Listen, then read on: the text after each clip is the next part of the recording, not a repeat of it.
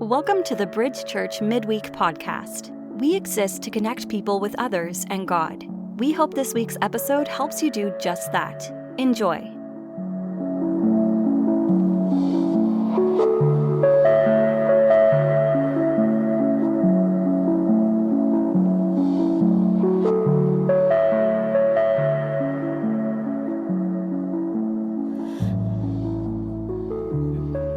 Hey everybody, welcome to the Bridge Church Midweek podcast. Pastor Tyler here, and I am here with Mark McKinstry. How you doing, Mark? Hey, I'm doing great. It's great to be with you. So you are a missionary? Yes. Okay, cool. Well, we just want to give you a chance to share about your ministry. But before you start, would you just tell us about you and your wife and your family and what your background is before you went onto the mission field full time? Sure. Yeah. Well, I'm like a northern Michigan boy. That's where I grew up. Not in the UP, but the northern lower part of Michigan. What city? Midland, Michigan, Okay. if you've ever heard of Midland. I haven't. It's a town of about 35,000 people, great place, a wonderful childhood, fun place to grow up. I mean, it's the kind of place where you go out at night or in the day or whenever, and as long as you're home by 10 o'clock at night, that's all my parents cared about. They didn't worry about us getting hurt or doing anything like that. They probably should have worried more about that, but it's a great place to grow up. My wife is actually from here. She grew up in Milwaukee and Brookfield. Oh, That's cool. where she's from, Heather. And we met at North Central in Minneapolis, going to Bible college there. And I fell desperately in love with her. I don't know about the other way, right away. But it took a little time, I think. But she got on board with that. And, yeah, we were married in 93 and wound up coming back to Milwaukee in 1997. What brought you back here? Working at a church on the south side, an Assembly God church, Oak Creek Assembly.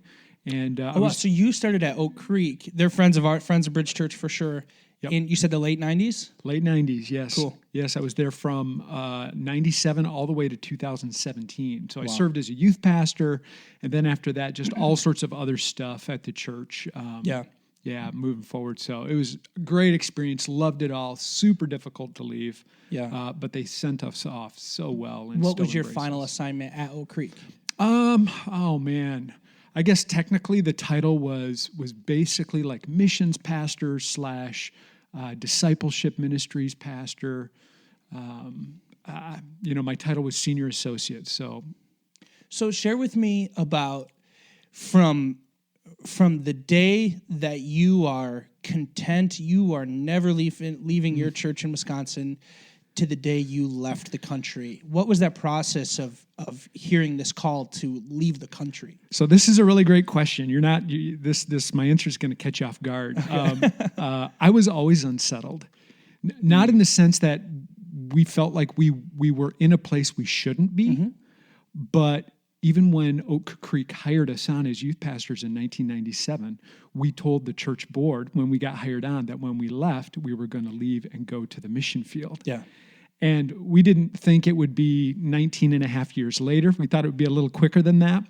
Even in between there, we looked at pastoring a couple of different places and considered some other changes. Never felt right about it, but God made it crystal clear to us at a particular moment in 2015 that he was making a change with us and leading us to the mission field. So we've always had a heart for missions, huge heart. When I went to North Central, I graduated with a missions degree. It's always been a passion of ours. Even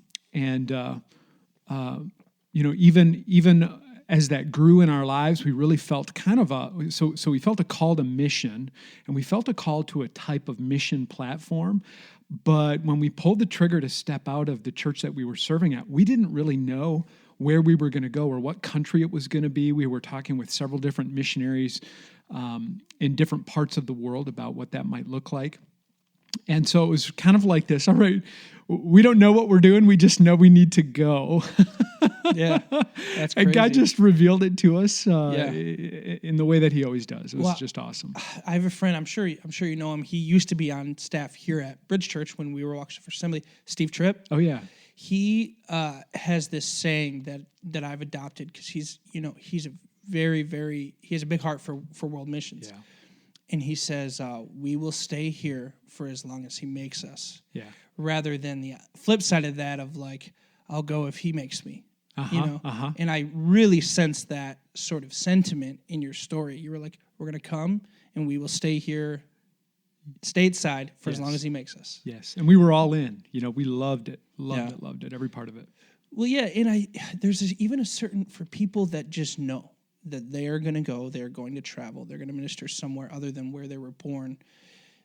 I even think there's sacrifice in that. And not to downplay the sacrifice of being a missionary, because of course that's there and I want to hear about that. But I think that there's sacrifice in staying. Absolutely. When your heart is to go to the ends of the earth where he's called you. Okay, so 2015, you get the unsettled feeling, which I love that. I think that's like step 105 of a calling. It's just like, no, in the pit of our stomachs, we know we'll go. Yeah. You're there. Tell me about the rest to the day that you left, and where'd you end up going, and what do you do? Wow. Well, we had probably a handful, maybe 4 or 5 very key conversations with different individuals. Some were mission leaders in the Assembly of God. We talked to several mentors, individuals who filled mentor roles in our lives. Even met with another missionary who's a missionary in Eurasia. And God just used all of these conversations in very significant ways to help kind of direct our footsteps. So it wasn't necessarily like, boom, the light comes on and we feel like, all right, X marks the spot, this is where we're going to go. But it was more like we have a conversation, and then it's like, okay, here's where we need to step, yes. Or we have a conversation, and it was like, here's where we don't need to step, so it's stay off of this path, head this way. And so as we were pressing forward, we just found ourselves just kind of more and more narrowly finding the way that we believe God has planned out our lives and planned for us to spend our lives. Wow, that's amazing. Yeah. So where did you end up going? So we're missionaries in Spain. Okay. And even that is surreal because it's a total, how would you call it, like a circling back to an earlier part of my life where in 1990 I went on a short-term mission trip with my home church from Midland with a bunch of young adults to the south of Spain.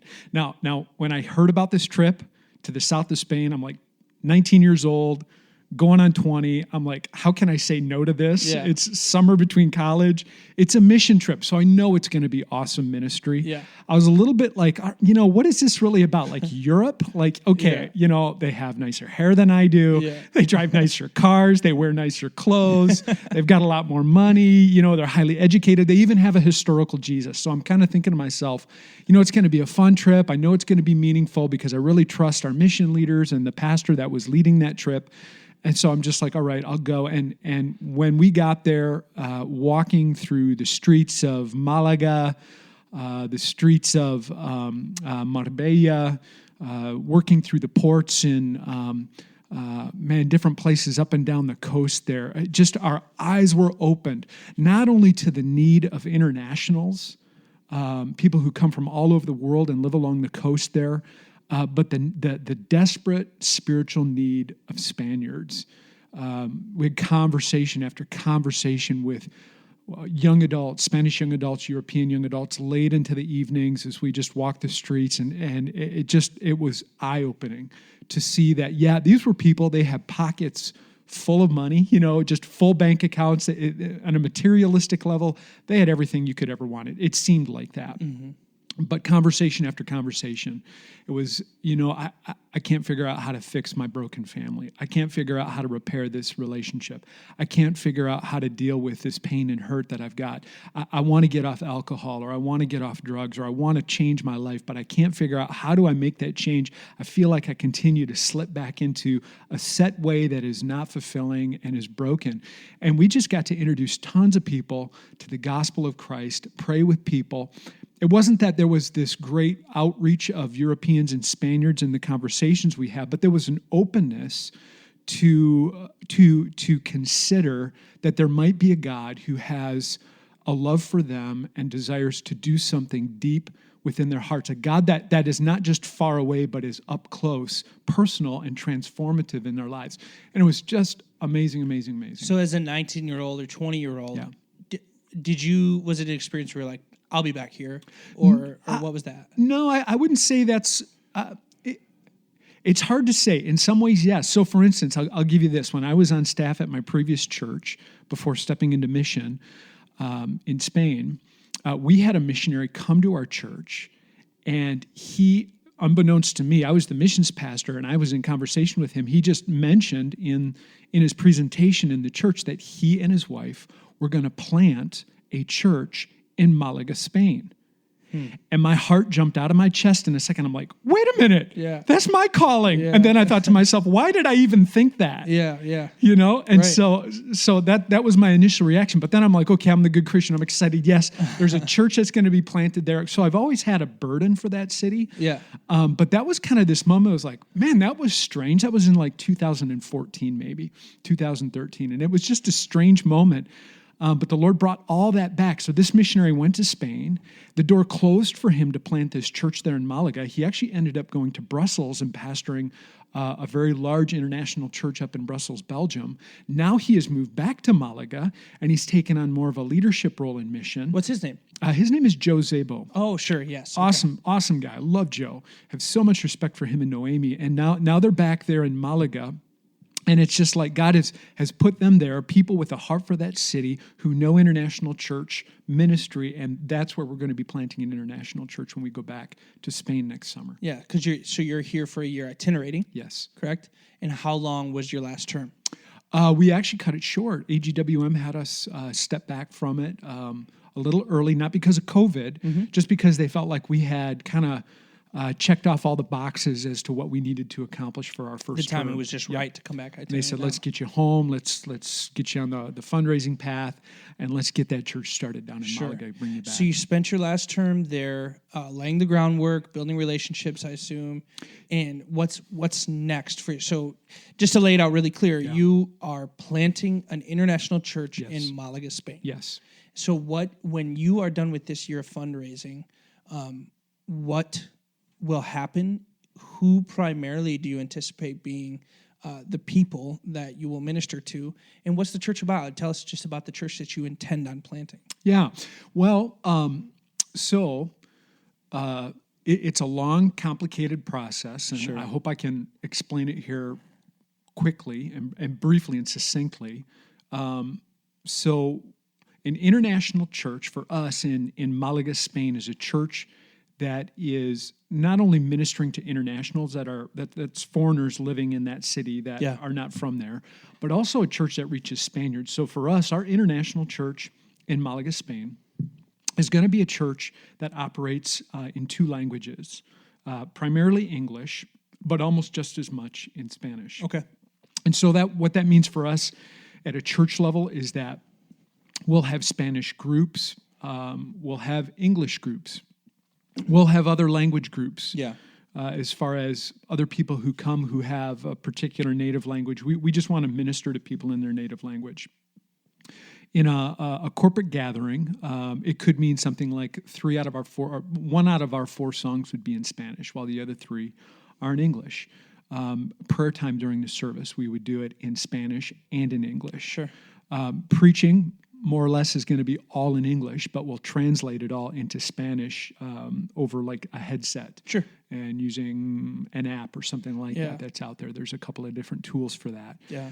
The technology for that is way better now than it used to be. Oh, man, just like in the last 5 years, huge Yeah, you're leaps. clipping like a thing on your belt back in the day. Now Now it's like just bring put your the app on your headphones phone. in your iPhone, right? That's it. Yeah, it's awesome. Yeah, that's cool, man. It's really awesome. So we've got a lot of that infrastructure already in place, a lot of those systems, so that we can just kind of hit the ground running. Right now, what we are doing is we're actually meeting virtually with our church staff. Cool. We have mission staff from Northern California, from Minneapolis, Minnesota.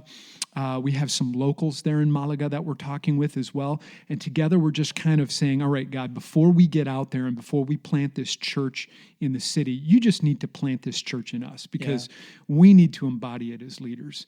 And so it's been fun focusing on that and just really letting the Lord speak to our hearts and shape our thoughts and plans. And so we really have kind of a three-piece approach to starting a church there.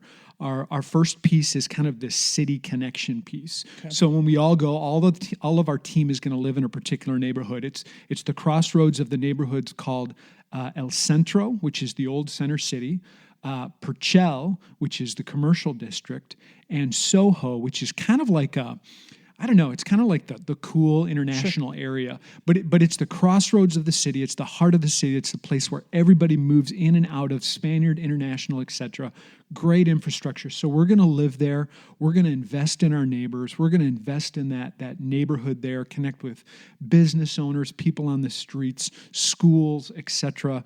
That's where we're going to be. And so we're looking at city connection. We've got some evangelistic type ministries that we want to connect with people there, using things like language learning and coffee shop ministry and some different things like that. Yeah. So that's one piece, is just making and building relationships, establishing a platform to share our story, to share the gospel and to share Christ. The second piece is a community group discipleship type of a piece to it, where we're going to develop home-based community gatherings where we dive into discipleship. This could be things like pre-decision discipleship, like, hey, an alpha course, where we're walking with people who just have curiosity about the Bible. This will be, it'll have all those ranges to it. And so everybody on our team is going to either be leading or co-leading one of these groups. And we just believe that this is going to create some organic growth, which is really what we're looking for, more than just like putting up a sign or starting a website saying, hey, come to our church, because those people are going to come when we do that type of thing. But we really want to drill down into the city, into the heart of the city, into Spaniards in particular, because they're not going to respond to the door or the website. They're going to respond to relationship more than an international would. So we really want to focus on that, build those relationships, let organic growth happen, watch it develop, and then just launch a soft launch of our church, and then several months later, or as the Lord leads with timing, do a hard launch, kick it off with some type of a major event like a Convoy of Hope in the city event, and just really watch God do what only He can do. We want to lift up Jesus in that city. We want to see Him touch lives. That's awesome. And I love what you're saying as far as just letting it be organic, letting it move slow. I think the days of big launch day aren't gone, but aren't as necessary as they used to be, where you go, no, we're going to really build this family and let the family build the church as time goes on. Well, and especially in Europe and Spain, I think that's a really big deal because they are so family-centered. Spaniards tend to organize themselves around smaller gatherings and smaller groups. They're into more intimate settings. They're very much connected to family. They have very deep relationships. They go super, super deep. And they're not super broad, and they're not open. They're a little bit skeptical. And so I think more of an organic approach, smaller group, really allows us to maybe develop some of those relationships and watch God work in some key people that maybe He'll use in the future to be even a brighter light in that city. Well, that brings me to maybe one final question before we close. What are the biggest challenges for ministry where you're at in Spain? Wow. That's a great question. Some challenges that you anticipate facing. That's a great question. I think the great challenge for us, I think this is true. For me, yes, and I think it's true for our team. Being that most of our team comes from the States, there's a lot more resources here in ministry in the States. And there's just a lot more resources in general. One of the biggest challenges in Malaga, Spain right now is the economy. Okay. Unemployment is it's skyrocketed there. Prior to the pandemic, I believe unemployment was 18 to 19% were unemployed in the city, which is crazy. Here in America, they'd be like, we can't stand for that. But in Spain, they don't like it either, but they actually had not recovered in the south of Spain from the 2008 global recession. They still had not made their way back from that, their economy. So they were still struggling to get back to that 2008 level. And then the pandemic hit, and it's just completely wiped out a lot of their businesses. They base a lot of what they do on tourism there. And so, of course, the tourists are gone. Hotels aren't filled. Airbnbs aren't filled. Real estate organizations that manage these groups, they're not making money. Landlords aren't making money. Mm-hmm. It's like what I've heard, it's almost 50% unemployment right now, real numbers in Malaga. Wow. And if you're 35 or younger, it's like 70%. Wow. So it is a critical need. And so there's just not a lot of resources there. And it's a shift, that as missionaries, we've got to just become a lot more resourceful. We've got to take on more of the culture in our approaches to ministry, not thinking, hey, we're going to look for we've got all these dollars that can stand behind these big efforts that we want to do. We've just got to be a lot more creative. So to me, I feel like that is going to be a major challenge for us. And then I think all the other common challenges, language, culture, thinking like a Spaniard, et cetera. I mean, those are going to be challenges too. Wow. Well, Bridge Church, I'll just say you're heroes to us. Wow. We really, really appreciate what you're doing, and we support you 100%. Is there anything else you want to close with that you want to share with the group? Oh, man, I just want to say thank you to Bridge Church. We love this place. You guys stood with us from the beginning when we stepped out, 4 years ago. You said, hey, we're with you. We're sending you. We're going to partner with you. Now, weren't you on your way here, and then did you get in a car accident on your way to our church one time? No, Or was it traffic, or you got stuck in a traffic jam? No, you might be thinking about somebody else. No, I don't know. I think you were coming on a Wednesday night. I did could come be on a wrong. Wednesday. No, just recently, right? Yeah, just this last weekend. I might be thinking of someone else. Okay. I did stop at Firehouse Sub and had a sub at Oh, night. nice. That was well, awesome. that's not a car accident. No, That's it the wasn't. opposite of a car accident. Yeah. Mark, thanks for being here, man. Yeah, thank you for having me.